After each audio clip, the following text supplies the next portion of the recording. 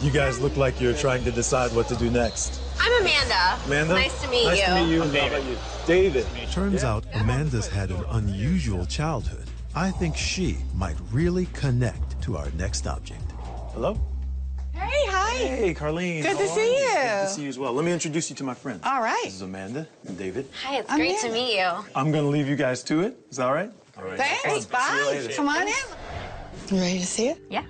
Excited. It's a gold and brass timepiece made in Switzerland in about 1865.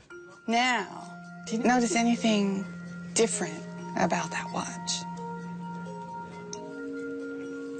Oh, yes, the little points on the outside. Yeah. This has funny little points that correspond to the numbers, if you'll notice. And then this hand on the back will rotate. It's very, very ornate, isn't it? Yes. Very cool. Okay. So it's like a double-sided pocket watch. Yes. It belonged to someone who could really use that feature of touching the watch to know the time. Could you guess who it might have belonged to? It belonged to a woman. I was gonna guess Helen Keller. Absolutely. This is a watch that Helen Keller used. Helen Keller was born in Alabama in 1880, the daughter of a former Confederate officer. How old is she in this photo?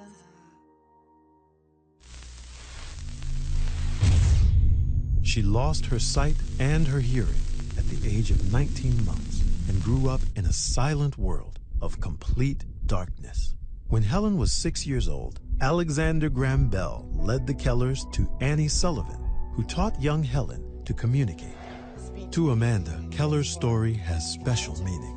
My parents are deaf. My house was the house with the flashing lights when the telephone rang and the doorbell rang, and people thought it was really cool, and I just thought it was annoying.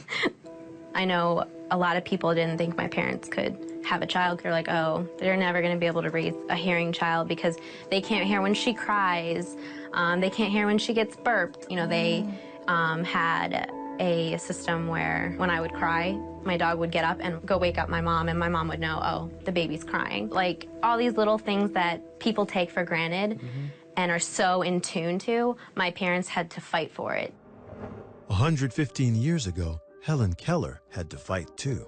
People told her she could never go to college. There was a lot of skepticism that anyone could do anything in that day. And she demonstrated that It's possible. it is possible. Yeah. As an adult, Keller would not let her disabilities or the skeptics hold her back. She learned to read Braille and use a typewriter, then authored over a dozen books and became the first deaf and blind person to earn a college degree.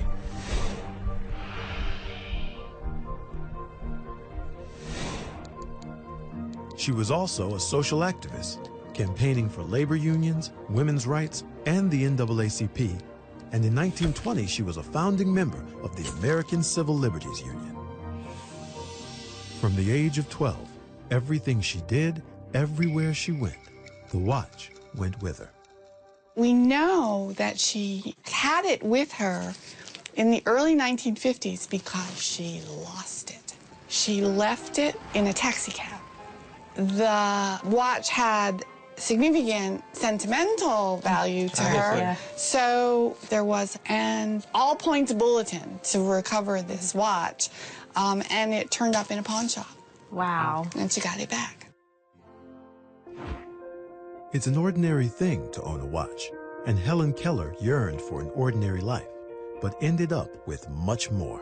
She's a hero to a lot of people because she overcame so many obstacles, and people kept telling her, oh, this girl's not going to amount to anything, and yet she was an icon for so many people with disabilities.